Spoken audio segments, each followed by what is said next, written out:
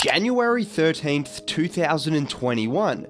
This is a day that will go down in Houston Rockets history, because not only was it the day in which they traded one of their greatest players ever, but it was also a day in which the Rockets finessed the NBA, or more specifically, the Brooklyn Nets.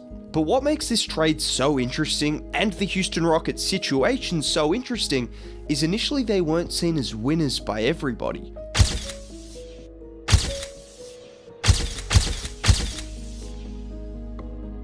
Many people believed that the Rockets had missed out by not getting a known quantity in return. Ben Simmons was there.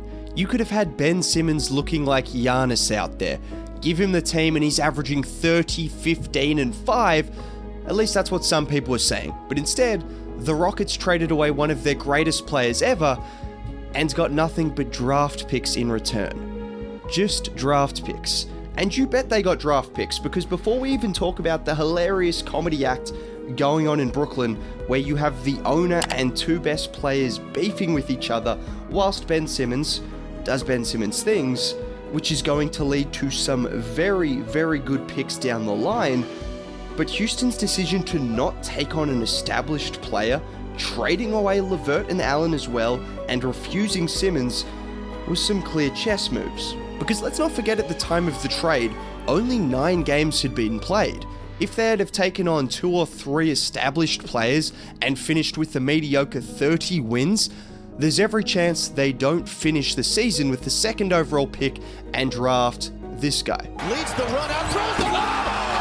Oh my! Christopher Green for the reverse alley-oop. And that decision to choose draft picks and tank the season was probably the difference between the Rockets getting Jalen Green over the likes of Davion Mitchell, James Bouknight, Jalen Suggs, Ben Simmons, James Bouknight, Jalen Green, Kevin Porter Jr., every single asset the Brooklyn Nets have for the remaining 7 years. Which one would you take? Option A, option B. And I just mentioned Kevin Porter Jr. there, which is important to note, because this was another little piece of genius from Raphael Stone, the Rockets GM.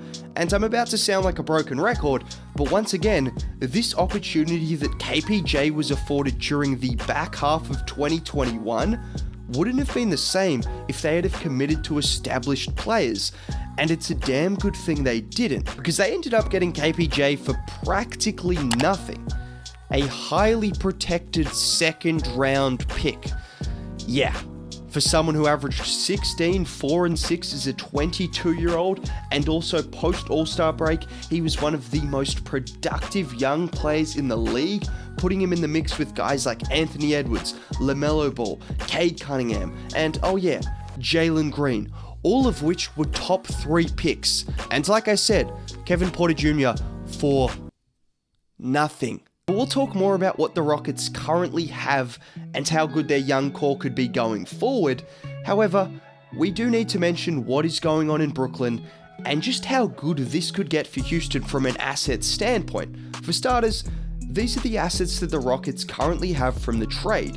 Yeah, either an unprotected first or an unprotected pick swap every year until 2027. And with the situation in Brooklyn right now, you could argue there's no team you would rather have those kind of picks from going forward. Because, well, after losing James Harden, Kevin Durant and Kyrie Irving both wanted out, but the Nets were not willing to allow that.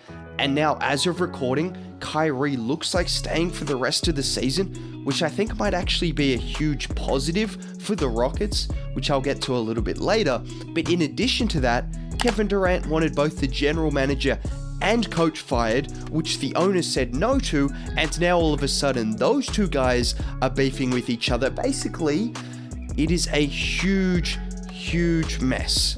And this might seem like extra information, but if you're a Houston fan and you're seeing the Woj and Sham alerts coming up on your phone, you just have to be smiling at every single one of them as it continues to descend into a worse situation for Brooklyn week by week. It literally can't get any better for Houston fans right now, because I mentioned the Kyrie thing, but this could be beneficial, because looking ahead to this year, they've only got a pick swap, and with the Rockets still rebuilding, I wouldn't expect them to finish above the Nets, even as bad as the Nets currently are. But going forward, next year, Kyrie Irving, Seth Curry, and TJ Warren are all unrestricted free agents, which means they could lose all three of those guys and get absolutely nothing in return. Kevin Durant could also be traded for a bad trade package at that point in time relative to his value, and all of a sudden, who else is left in the team? Ben Simmons and some role players, whoever they get, Mikal Bridges. However, that still doesn't truly sum up why Houston have completely finessed the Brooklyn Nets and proven a lot of people wrong. Because if we were to just look at a side-by-side comparison, this was the reported trade package from the 76ers as opposed to the Nets. The trade package that a lot of people wanted them to take instead, and as you can see, there's a lot of arrows. Basically, every single asset from the 76ers trade has depreciated in value.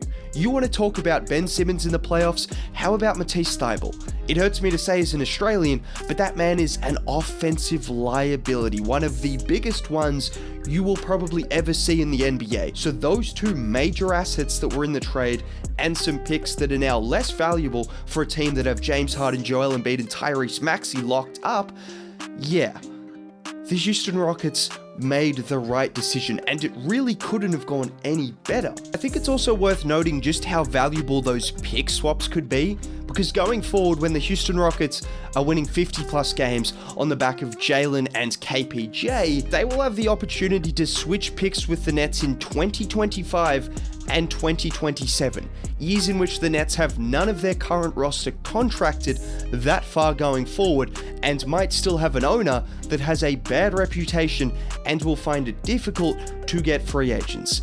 And the only way in which they don't benefit from the pick swaps, because it looks almost certain the Nets will have collapsed by that point in time, is if the Rockets aren't significantly better in 3 or 4 years' time. It's just hard to imagine the Rockets are a below 500 team by that point in time, because I talked about KPJ, but let's also talk about Jalen Green, because the parallels between how he was perceived initially to how he's perceived now are actually quite similar to the trade. After starting his rookie season really slowly, the second half of the year was truly special. He averaged 22 points a game on way above league average shooting, with a very rare ability to hit threes coming off screens, off the catch, off the dribble. Yeah, basically he could do everything from 3-point range, and in addition to that, that's without mentioning the generational type of athleticism that has him going past defenders like they weren't there, or has them wishing that they weren't there in the first place. And this all culminated with a final 9 games in which he was a top 10 scorer in the NBA at 28 a game, including a streak of 5 straight 30-plus point games, which was a first for a rookie since Allen Iverson. Yeah, so much for a bust. Or how about Alperen Şengün, who was just ranked as the most exciting young center in the league, according to Bleacher Report. And although they don't get many things right, this was one of them, because no other rookie center is doing what Alperen Şengün is doing. And the flashy stuff is great, but again, similar to Jalen, he was just flat out good over the second half of the season, and those are just 3 of the Rockets' array of young talent that include last year's number 3 pick, Jabari Smith Jr., who no, I'm not giving up on after 1 or 2 Summer League performances in which he looked average. We've seen enough from Summer League to know that players can bounce back from that very, very quickly. There's also the likes of Josh Christopher, Jayshawn Tate, Tari Eason, Ty, KJ. Oh yeah, and those picks I was talking about.